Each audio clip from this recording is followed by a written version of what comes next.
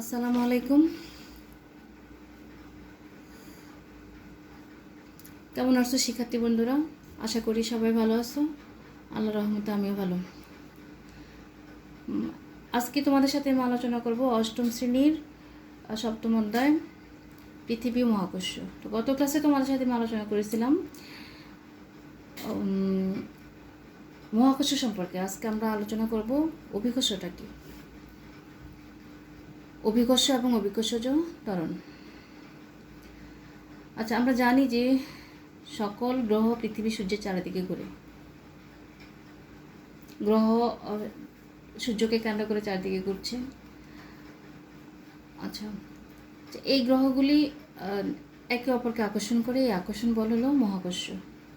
কিন্তু পৃথিবী এবং অন্য কোনো গ্রহ বা পৃথিবী এবং অন্য কোনো বস্তুর যে আকর্ষণ, সেটাকে কি বলে? তাহলে মহাবিশ্বের প্রত্যেকটি বস্তুকণা একে অপরকে নিজের দিকে আকর্ষণ করে, কিন্তু মহাবিশ্বের যে কোনো দুটি বস্তুর মধ্যে যে আকর্ষণ তা মহাকর্ষ। কিন্তু যদি তার একটা পৃথিবী হয় বা আরেকটা অন্য কোনো বস্তু হয়, তখন সেটাকে আমরা বলি অভিকর্ষ, মধ্যাকর্ষণ শক্তি বা অভিকর্ষ। অর্থাৎ কোনো বস্তুর উপর পৃথিবীর আকর্ষণই হলো অভিকর্ষ। গাছের ফল মাটিতে পড়ে। আবার আমরা যখন ক্রিকেট খেলি, বাচ্চারা যখন ক্রিকেট খেলে, তখন কী হয়? ক্রিকেট বল উপরের দিকে ছুড়লে সেটা কী হয়? আবার মাটিতে ফিরে আসে। তাহলে এখানে কি হয়? ফল এবং বলটাকে আকর্ষণ করে পৃথিবী, এই জন্য পৃথিবীর দিকে চলে আসে। কিন্তু এখানে আরেকটা ব্যাপার হলো, বল এবং বলটা তো উপরের দিকে যেতে পারতো, যেহেতু বলের নিজেরও তো একটা আকর্ষণ শক্তি আছে। কিন্তু এই আকর্ষণ শক্তিটা পৃথিবীর ভর এত বেশি, পৃথিবী এত বড় যে ওই বলের তুলনায় বলটা তার চেয়ে পৃথিবীর তুলনায় অনেক কম। তার পৃথিবীর আকর্ষণ শক্তি বেশি হয়, পৃথিবীটা উপরের দিকে না গিয়ে নিচের দিকে চলে আসে। পৃথিবী অনেক বড়। আচ্ছা, বলটা পৃথিবীকে আকর্ষণ করলে পৃথিবী অনেক বড়, আর আকর্ষণ বলটা বেশি হয় ক্রিকেট বল যেটা উপরে আমরা ছুরি, সেটি আবার পৃথিবীর দিকে চলে আসে। তাহলে আমরা কি বলতে পারি? পৃথিবী এবং অন্য যে কোনো বস্তুর মধ্যে যে আকর্ষণ, তাকে বলা হয় অভিকর্ষ। সূর্য ও চন্দ্রের মধ্যে যে আকর্ষণ, তা কিন্তু মহাকর্ষ। কিন্তু পৃথিবী এবং আমার মধ্যে, পৃথিবী এবং যে কোনো বস্তুর মধ্যে যে আকর্ষণ, সেটা হলো কি? অভিকর্ষ। আবার পৃথিবীর সাথে অন্য যে কোনো গ্রহের আকর্ষণ, সেটা হলো কি? মহাকর্ষ। আচ্ছা, এবার আমরা জানি ত্বরণটা কি। ত্বরণ হলো বল প্রয়োগে কোনো বস্তুর যদি বেগের পরিবর্তন হয়, সেটাকে আমরা ত্বরণ বলি। ত্বরণ।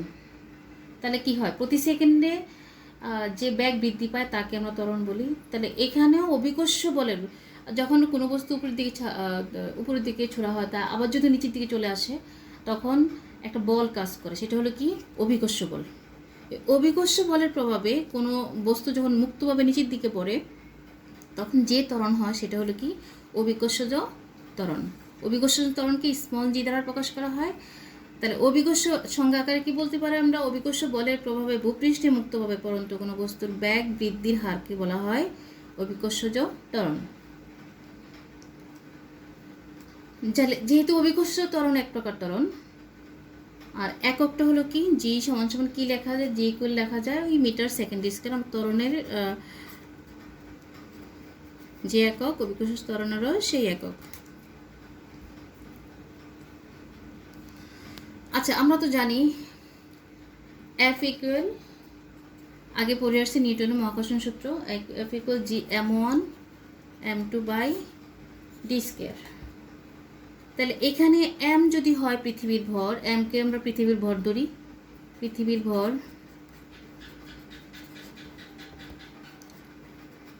আর এম যদি ধরি, স্মল এম যদি ধরি কোনো বস্তু, পৃথিবীর নিকটে কোনো বস্তুর ভর, পৃথিবীর নিকটে কোনো বস্তুর ভর,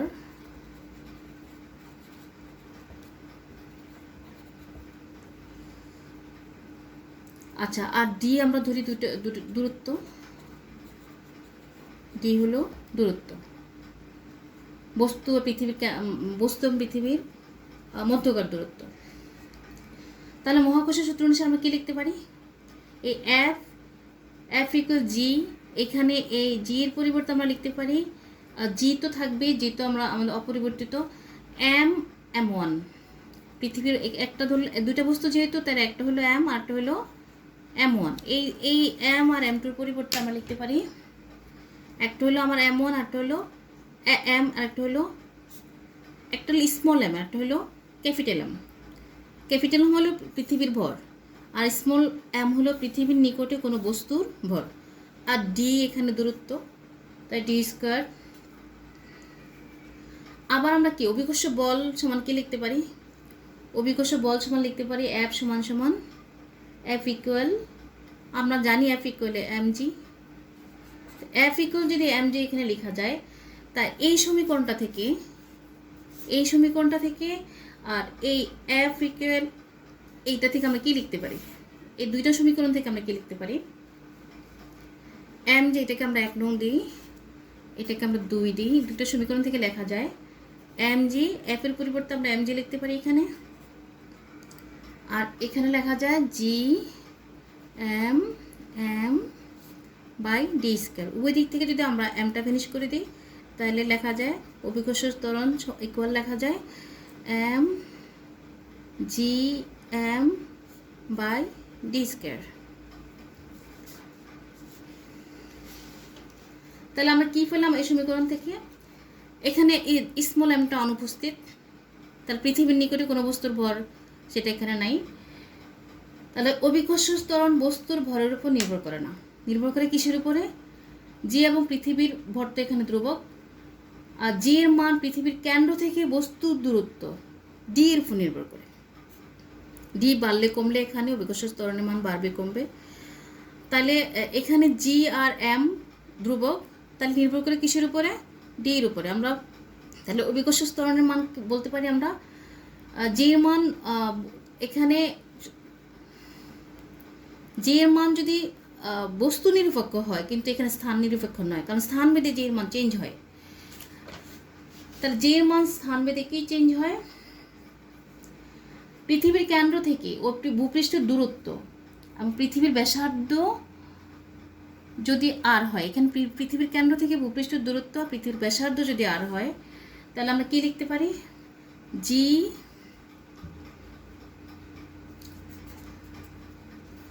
মানে এই ডি লিখবো আমরা জি এম, এখানে আর স্কয়ার, মানে এখানে এই ব্যাসার্ধটা আমরা, আর এটা ধরে আমরা পৃথিবী, যেহেতু পৃথিবী আমাদের কীরকম পৃথিবী দেখতে গোলাকার নয়, কিছুটা চাপা, মেরু অঞ্চল কিছুটা চাপা, তাহলে এখানে আমরা জি এর ব্যাসার্ধ মানে ডি দূরত্ব, মানে আর এখানে যদি ব্যাসার্ধ ধরা হয়, তাহলে আমরা অভিকর্ষ ত্বরণ জি কি পাই?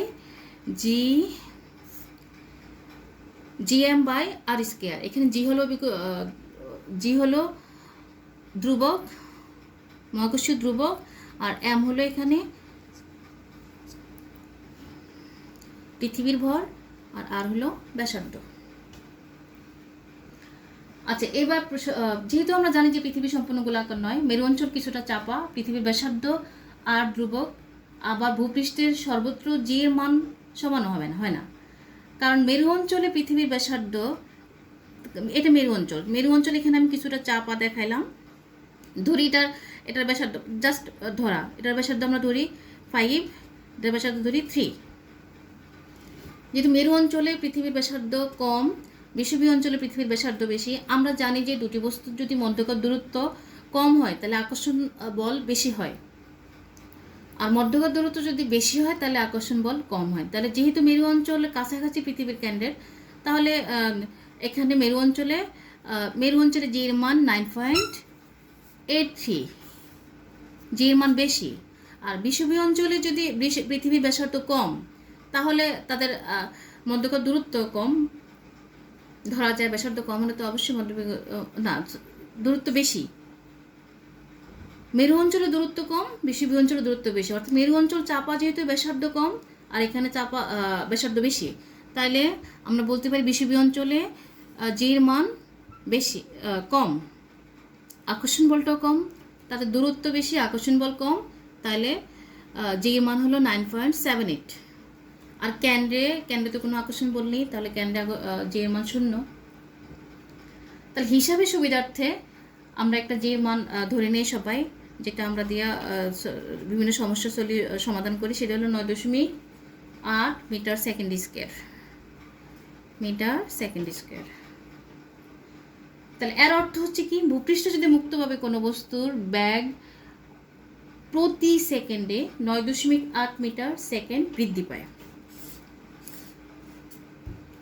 আচ্ছা, কোনো বস্তুকে যদি আমরা উপর দিকে ছেড়ে অভিকর্ষ বলের প্রভাবে যদি আমরা নিচের দিকে ছেড়ে দিই, ধরি আমরা একই উচ্চতা থেকে, ধরো আমরা বিল্ডিংয়ের উপর থেকে বা একই উচ্চতা থেকে একটা টুকরা পাথর বা একটা কাগজ ছেড়ে দিই, তাহলে কোনটা আগে পড়বে বা কখন পড়বে? তা এখানে কি হবে, আমরা জানি যে অভিকর্ষ ত্বরণ বস্তুর ভরের উপর নির্ভর করে না, কিন্তু এখানে তো পাথরের ভর বেশি, পাথর আর কাগজের মধ্যে অনেক ডিফারেন্স, তাহলে কোনটা আগে পড়বে?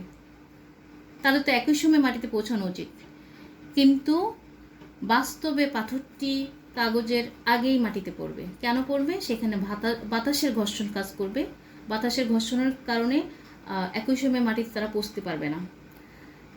বাতাস কাগজকে বাধা দিবে, কিন্তু পাথরকে বাধাটা কম দিবে, যেহেতু পাথরের ভর বেশি। তাহলে আমরা কি শিখলাম? অভিকর্ষ কি? পৃথিবী এবং অন্য যে কোনো বস্তুর মধ্যে যে আকর্ষণ তাকে বলা হয় অভিকর্ষ। আর অভিকর্ষ ত্বরণ হলো অভিকর্ষ বলের প্রভাবে ভূপৃষ্ঠে মুক্তভাবে পরন্ত কোনো বস্তুর ব্যাগ বৃদ্ধি হারকে অভিকর্ষ ত্বরণ বলে।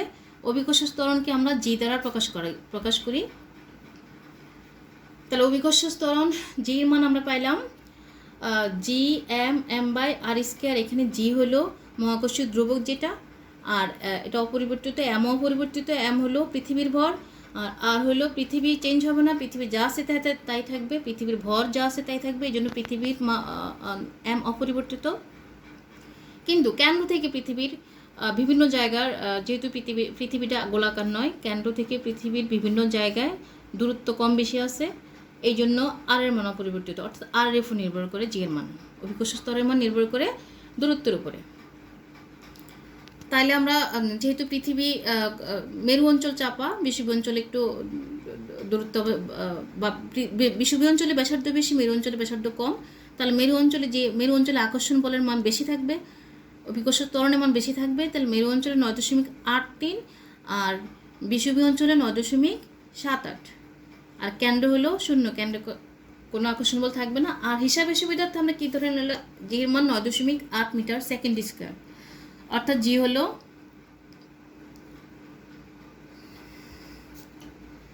অভিকর্ষ ত্বরণ। আজকে এতটুকু থাকলো, তোমরা বাসায় প্র্যাকটিস করবে, যেটা না বুঝো সেটা অবশ্যই আমাদেরকে জানাবে। আল্লাহ হাফিজ।